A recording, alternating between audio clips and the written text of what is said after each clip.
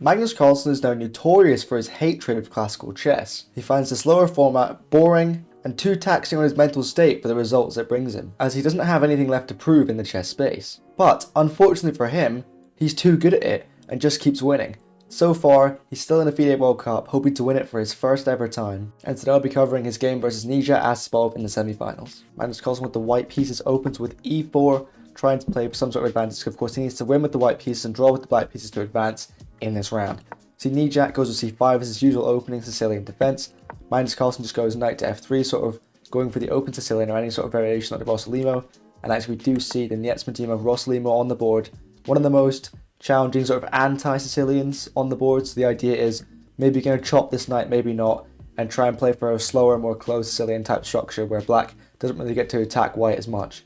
So we see e6 by Abasov, just theoretical move, and Magnus decides to capture. We see captures, and black is left with these double pawns. Magnus Carlsen proceeds with b3. This is just going for this queenside fianchetto, trying to put a bit of pressure on that black king side. Abasov responds with d6, getting a big clamp on all these central squares. As you can see, those pawns control a lot of real estate in the center. Magnus Carlsen goes e5, just trying to give away this pawn to damage that black structure, and black is left with this very ugly doubled pawns, and these c-pawns actually being doubled and isolated, so he's definitely got a target in the future, but gives away the pawn as he decides not to recapture, instead just plays d3. Abasov goes f6, consider it consolidating that pawn. Now Magnus gambited that pawn just to ruin this black structure and give himself some long-term targets to aim at and chip away at. Magnus just proceeds knight b d2, we see knight h6 by Abasov, of course knight can't develop its most natural square as it had to kick out its edge of the board, which just looks a bit unsightly. Magnus goes rook g1, this is actually one of the engine's favourite moves on higher depth, and the idea is just to get this g-pawn rolling down the board, open up that g-file and cause big problems on the black king side. Abasov just continues with bishop to a6, which is quite an inaccuracy. I remember I think hikaru was saying that according to the engine, white is actually winning here, but the idea is extremely hard to find. Magnus continues with g4, very thematic considering his plan of placing the rook on that g1 square. Abasov just continues with knight to f7 because the knight, quite frankly, isn't doing anything on the edge of the board and is a target for this pawn when it rolls forward. So he wants to rotate his knight maybe somewhere like d6 or just anywhere else, because on the edge of the board it's doing absolutely nothing. We see queen to e2 by Magnus. Abasov just goes bishop to e7, preparing castling. Magnus gets the other bishop out. Then we see queen to a5 by Abasov. There's another slight inaccuracy. Again, white should be winning here if you played like stockfish. So we see Magnus just goes c4. It's a really good human move, but misses the sort of chance. I think the engine wanted to do something different. I'm not going to delve into the lines to try and show you what happened in this game. We see g5 by Abasov, clamping down on that king side. Magnus goes h4. Opening all of that up. As you can see, he's clearly not going to be casting kingside, so he's free to do whatever he wants. Push all the pawns and open up all that sort of space to try and give himself a spatial advantage.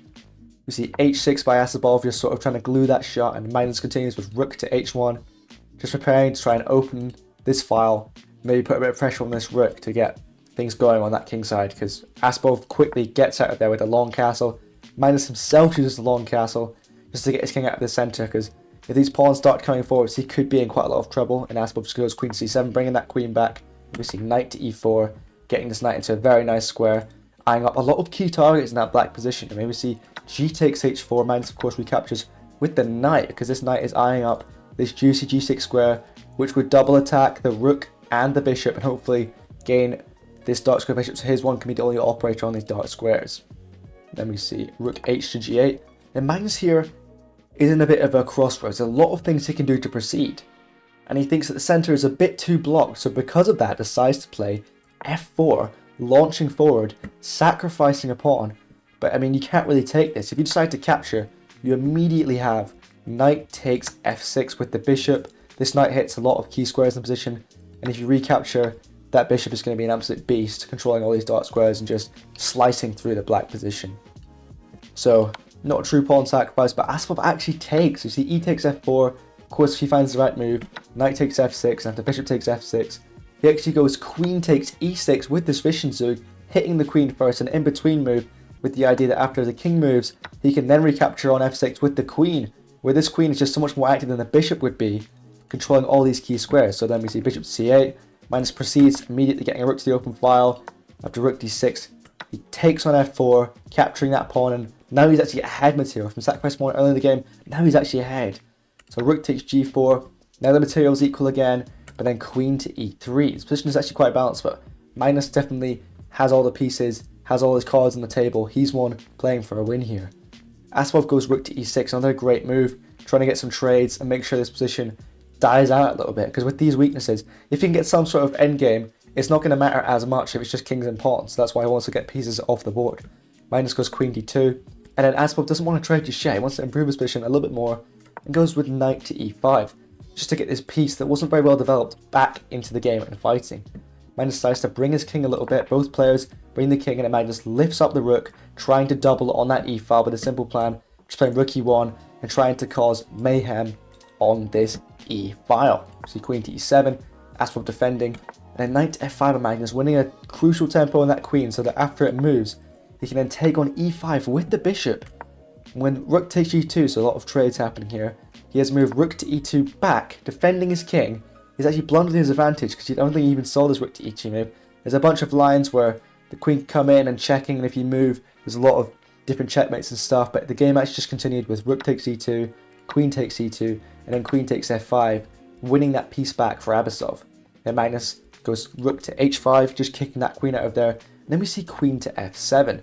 Now Magnus has a bit more spatial advantage with his pieces, but it's hard to see how he's going to manifest this in any sort of win. Of course, it is an equal position, but with a slightly better structure, because obviously as Abasov has these 4 pawn islands, and Magnus just has his 4 pawns very well connected.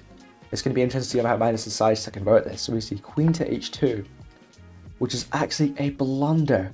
This blunder is the move queen to f1, with again all these sort of mating nets and traps arising from this queen being so far into the white territory and this king being quite exposed. But the game doesn't happen like that. Abasov instead plays rook to g6, missing it. And you don't need to give Magnus a second chance. He immediately plays a great move, bishop to f4, just cutting off the activity of that king, and the game goes back to equality. So we see rook to f6, putting a bit of pressure on that bishop. The Magnus retreats, plays the best move, bishop to e3. Then we see Abasov brings his bishop into the game. We see bishop takes c5, just grabbing that pawn. And then Abasov tries to rotate his queen into the game, but it's a little bit too late. Magnus already has the advantage. He's up a pawn, and he's probably going to win this one quite soon, unless Abasov wants to spend all his resources defending it, which is going to leave him weaker in other areas of the board. So he starts to bring his king, making sure his king is a bit more safe. Abasov kind of shuffling his pieces at this point, because then we see rook to h4, trying to control the file, bishop to g4, trying to control more of these key squares around that white king. But Magnus spots the tactic, and the second time of asking, he missed it one move before, it's a little bit stronger. Now he decides to go bishop takes e7, but then misses this key idea. Abasov here could have played queen to g4 check. No, queen to g7 check, and after a move like bishop to d4 coming back, he just has queen to g5, hitting that rook and threatening to get in here and cause a perpetual check on that white king.